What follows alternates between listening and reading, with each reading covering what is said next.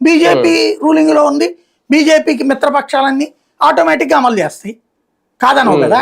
ఇక్కడే నాకున్న సందేహం వల్ల కులగణన ఒక్క హిందువులకైనా ముస్లిం క్రైస్తవులకు కూడానా అసలు సందేహం అది.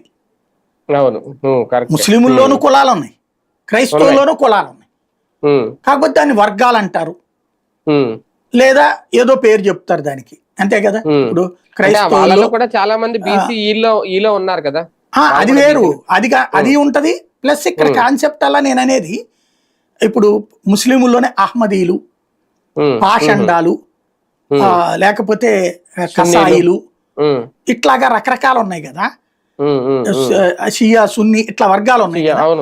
అట్లాగన్నిటి కూడా రాస్తారా లేదా, రాయాలి.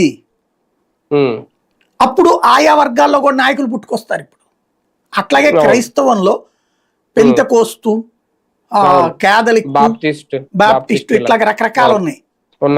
కాబట్టి ఆ కులాల వారీగా ఆ వర్గాల వారీగా కూడా లెక్కేయండి, దాని స్పష్టత వస్తుంది ఇండియాలో. అది బెటర్ అన్నమాట. కానీ ఒకటి సార్, రాజకీయంగా ఏం జరుగుద్ది నెక్స్ట్ అనేది ఇప్పుడు గణన వరకు లెక్కలేసేసి అంతవరకు ఉంటే ఓకే.